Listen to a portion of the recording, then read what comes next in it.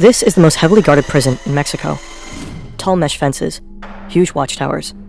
The area is a no-fly zone. This prison is considered to be unescapable. Yet today, someone will escape. This someone happens to be the world's most powerful drug lord, El Chapo. He won't use any violence, nor will he climb over the fence. All he will do is walk into his shower and disappear. This is the story of how El Chapo became one of the most successful drug dealers in the history of mankind, how he was hunted by authorities for decades, and how he escaped them over and over again. And it's the story of how an interview with a Hollywood actor and a failing car engine finally brought him down.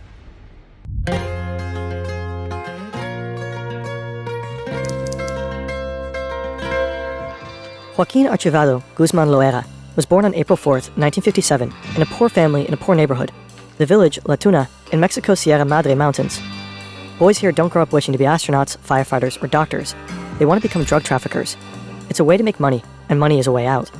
People will call Guzmán El Chapo because of his height. He doesn't grow taller than 1.67 meters. El Chapo drops out of school early. He doesn't even finish elementary school. Instead, he spends his time working on the marijuana and poppy fields, a family tradition. From a young age, El Chapo is extremely ambitious. He makes friends with big names in the local drug scene, determined to rise through the ranks of Mexican organized crime. First, he becomes a so-called problem solver. Whenever a truckload of drug shipment misses schedule, El Chapo eliminates the person responsible. His uncompromising attitude makes him trustworthy, and he grows close to the kingpin of the Guadalajara cartel. When the boss is arrested, El Chapo keeps the business running, ultimately setting up his own organization with other traffickers, the Sinaloa Cartel. He organizes planes, trucks, and rail cars to deliver cocaine and heroin into the United States, and he even builds border-crossing tunnels, a skill that will come in handy many years later. In those early years, one incident really puts El Chapo on the map. This is Juan Jesus Posadas. He's the Archbishop of Guadalajara and a cardinal, one of the highest ranks in the church. Posadas is a popular man. He advocates for the poor and publicly condemns drug trade. Right now, he's on his way to the airport to meet an ambassador of the Vatican. At the same time, El Chapo and his bodyguards pull into the parking lot. They are here to catch a flight to the beach resort town of Puerto Vallarta, one of El Chapo's favorite places to party. We don't know exactly what happened in this parking lot next. One thing we know for sure, though, the cardinal will not survive. This is the official version. These brothers run a drug trafficking operation out of Tijuana. They are at war with El Chapo and his cartel. They fight over drug-running territory, and somehow they get wind that El Chapo is going to be at the airport that day. So one of the brothers and a group of gunmen rush there to ambush him. When they spot him and his bodyguards, they step out of their cars and open fire. El Chapo and his men run toward the terminal building, taking cover behind cars in the lot. It's raining bullets, but somehow they manage to escape without getting hit. The failed assassination leaves 7 people dead, among them the cardinal. This is the version of events that authorities will publicly report. Posadas was caught in the crossfire. Wrong time, wrong place. But there are doubts about this story. His death doesn't appear like a coincidence. Forensic experts will later say it's likely that the gunman killed the cardinal deliberately. He was shot 14 times, from close range. Later, the officials suggest that the gunman had mistaken the cars. El Chapo regularly drives a white Mercury Grand Marquis, the same model Posadas sat in that day. The gunman thought it's El Chapo's car and opened fire. But the cardinal wore his robe when he was shot. He was not dressed at all like a drug lord. If the gunman killed him at a close range, how could they have confused him with El Chapo? Years later, the successor of Posadas will make a serious accusation. He claims the murder of the cardinal was a crime of the state. Se trató de un crimen de Estado, perpetrado por la Policía Judicial Federal, es decir, por la Policía de la PGR. He believes the police carried out the killing for the Mexican government. Posadas had accused government officials of having ties to these cartels. Up to this day, it remains a mystery. What really happened in 1993 at Guadalajara Airport? This is El Chapo's wife, his sons, and one of his closest partners. Just 2 months ago, El Chapo was captured and brought to Altiplano Maximum Security Prison. Now the group is working on a plan to get him out. They begin by acquiring an old property 1 kilometer away from the prison. Next, they buy an old warehouse nearby. Here they store weapons in an armored pickup truck. Then they hire workers for one very specific job, digging a sophisticated tunnel.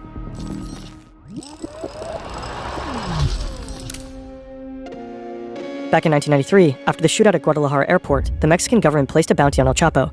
It took just 2 weeks until he was found and arrested. He denies being responsible for the death of the cardinal. He insists that he was the supposed target of the shootout. Ultimately, the authorities believe him. They don't charge him for homicide, just for drug trafficking.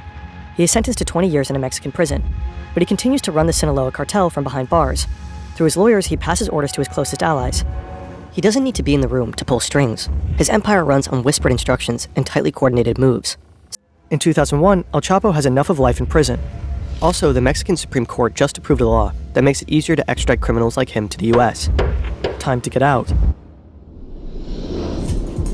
The official version of his first prison escape is spectacular. He supposedly bribes a guard who helps him climb into a laundry cart. The guard then pushes the cart out of the cell, down the hallways, and through an unguarded gate to the parking lot. El Chapo jumps out and climbs into the trunk of a car. The guard gets in and drives to the outer prison gate. After a quick search, the car is waved through. Nobody checks the trunk. But again, that's just the official story. Several authors and journalists don't buy it. One argues that the prison's checkpoints were equipped with heat and motion sensors, capable of detecting any living creature, even a cat. That means the alarms would have gone off. Instead, the journalists suggest that El Chapo may have left the prison dressed in a police uniform, escorted by other corrupt officers. One way or another, systemic corruption likely played a role, and El Chapo put his newly won freedom to use.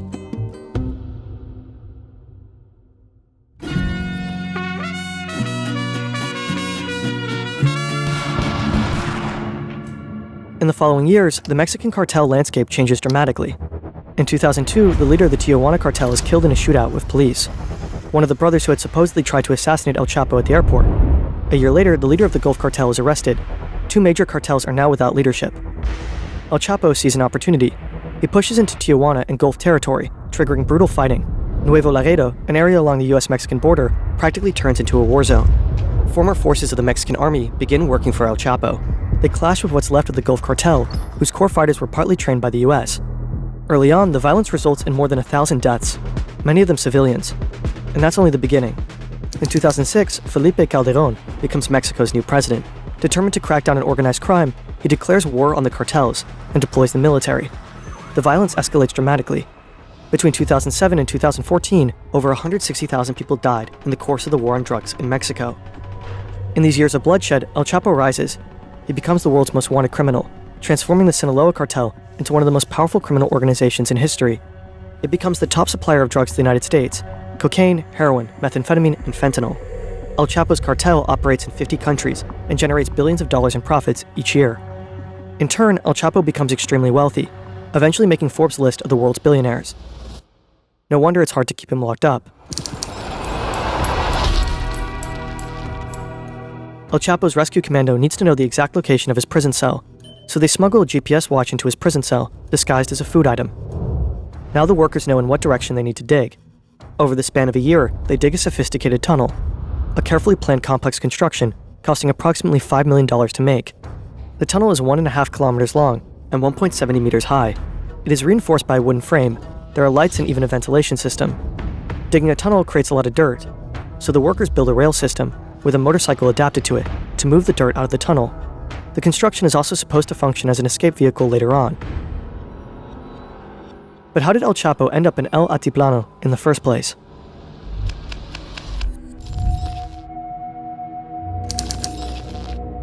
Andrew Hogan is an agent with the Drug Enforcement Agency. He wants to take down the most powerful drug lord on Earth, perhaps in history.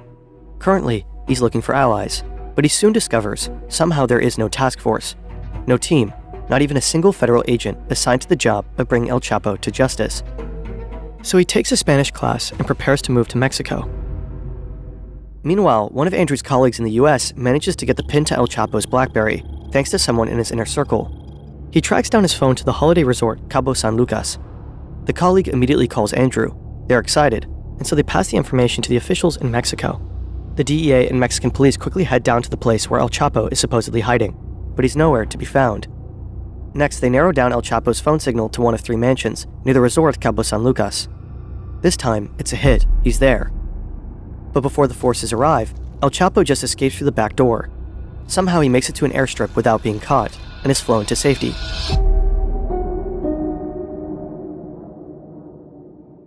El Chapo always seems to be one step ahead. He constantly changes his SIM cards and phones and simply outsmarts the authorities. One DEA agent supposedly said the Mexicans couldn't catch El Chapo if he was standing at the fucking Starbucks across the street from the embassy. But Andrew Hogan doesn't give up. In May 2012, he moves to Mexico City with his family and takes over the Sinaloa case. In the months that follow, he and his team begin intercepting members of El Chapo's inner circle. Bit by bit, they uncover the cartel's complex communication system, how often numbers are changed, possible code names, and GPS locations. Slowly, a picture begins to emerge.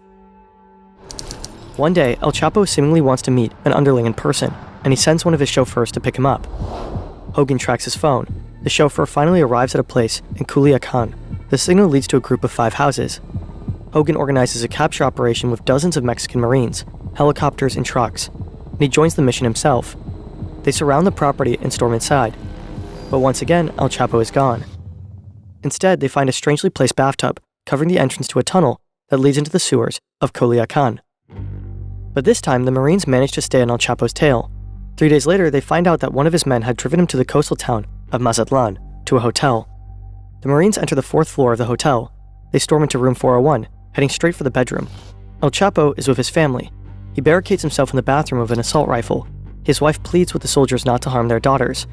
Shortly after El Chapo surrenders, they got him. Andrew Hogan's job is done now. He caught the most wanted man on the planet, and he worries for the safety of his family, who moved to Mexico with him. So they board a plane back to the US. Meanwhile, El Chapo goes to Altiplano. The US is pushing hard for his extradition. This would likely be his doom, the end of his reign. Time for another tunnel.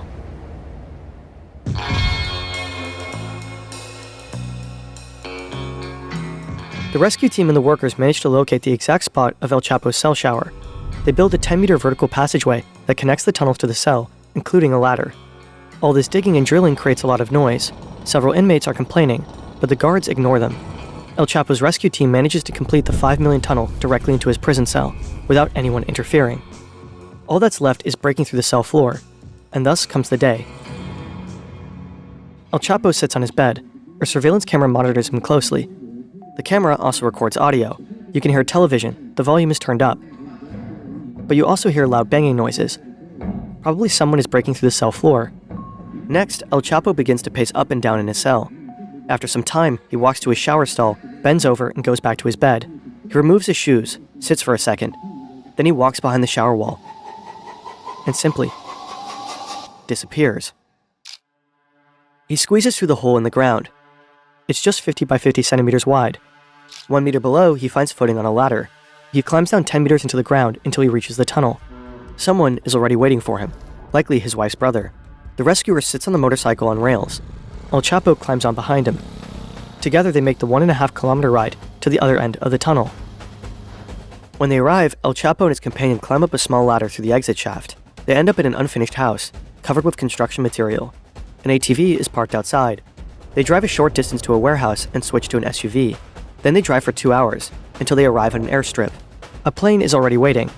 They board it and fly to Sinaloa. 2 months later, one of El Chapo's sons posts a tweet. "I'm doing fine here. You already know with whom." Attached is a photo, presumably with his father. The tweet is tagged with a location, Costa Rica. Let's back up for a second.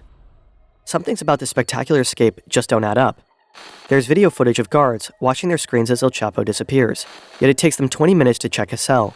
They even wait a few more minutes before they finally enter and check the escape hole. Also, it seems unlikely that building such a tunnel truly went unnoticed, after all inmates actively complained about the drilling noise. A large majority of Mexicans believe the escape was an inside job. Shortly after El Chapo's second prison escape, the prison's warden and 2 other officials were fired. Next, 4 Mexican officials were charged. 2 were members of Mexico's Secret Service, based at the prison. The other 2 were guards who sat in the control room, monitoring El Chapo's cell. The accusation is that they bought El Chapo valuable time by not raising the alarm once the drug lord was gone. And El Chapo, he again becomes one of the most wanted criminals on Earth. The pressure to finally bring him to justice is higher than ever. The hunt is on. Then El Chapo makes a crazy move. He knows he's considered a legend in Mexico, and he wants even more fame. A movie about his life on the big screen. Sean Penn is already involved in a production about him, along with Mexican actress Kate Del Castillo. Castillo manages to contact El Chapo and his associates. Finally, El Chapo agrees to meet her and Sean Penn in person to talk about the movie, while technically he's on the run. This is a photo of the meetup. Sean Penn interviews El Chapo about his career as a drug lord, a story later published by the Rolling Stone. In it, Penn reveals that El Chapo's escape tunnel engineers have been flown to Germany for 3 months of extensive additional training, necessary to deal with the low-lying water table beneath the prison. It's a gripping read. Beneath his smile, there's a doubtlessness to his facial expression. A question comes to mind as I observe his face, both as he speaks as while he listens. What is it that removes all doubt from a man's eyes? Is it power, admirable clarity, or soullessness? But according to government sources, the interview is also a crucial factor for investigators to get closer to El Chapo. Apparently, all the while, they're monitoring Penn and Castillo's movements very closely. It's October 9th, 2015. Mexican special forces are closing in on him in the mountains of Sinaloa. After a while, they actually spot him. He's only got one bodyguard with him. This is their moment. They take off after them, chasing them through the terrain. As they get nearer, El Chapo falls off a cliff. His bodyguard finds him and carries him to the depths of the forest. The special forces lose sight of them and they escape. A catastrophic failure. But the authorities don't give up the hunt. In January 2016, they get another chance. The Marines manage to locate El Chapo once again in the coastal city of Los Mochis. The clue comes from a taco order placed from a white van. Witnesses say the driver is one of El Chapo's men. The Marines begin to surveil the car. It ultimately leads them to a safe house. A few hours later, the soldiers storm the place. Cartel gunmen try to hold them off. A gunfight breaks out. The Marines eventually push up to the second floor, then the roof. But El Chapo is gone. True to his form, he and one of his gunmen fled through a hidden tunnel. Right now, they are climbing out of a drainage tunnel a short distance away, right across from a Walmart. El Chapo and his gunmen need to escape quickly. They steal a car, guns drawn, but after just driving a few blocks, the car breaks down. So they ditch it and lose valuable time. Then they take over another car and manage to get on the highway, but it's too late. Police finally arrest El Chapo, one of history's most powerful drug lords. He tells the officers, "You are all going to die." 40 of his assassins are supposedly on their way to free him, but he gets handed over to the Marines, and it's over. After a decade of hide-and-seek, escaping over and over again, in all likelihood protected by systemic corruption, El Chapo has finally been caught. Later that day, the Mexican president tweets, "Mission accomplished. We have him." Soon after, El Chapo was extradited to the United States, the one thing he truly feared. On July 17, 2019, 3 years after his second escape, he was sentenced to life in Colorado's Supermax prison. That's where he remains locked up to this day. The Sinaloa Cartel and other Mexican cartels are as strong as ever, operating as undeterred global organizations.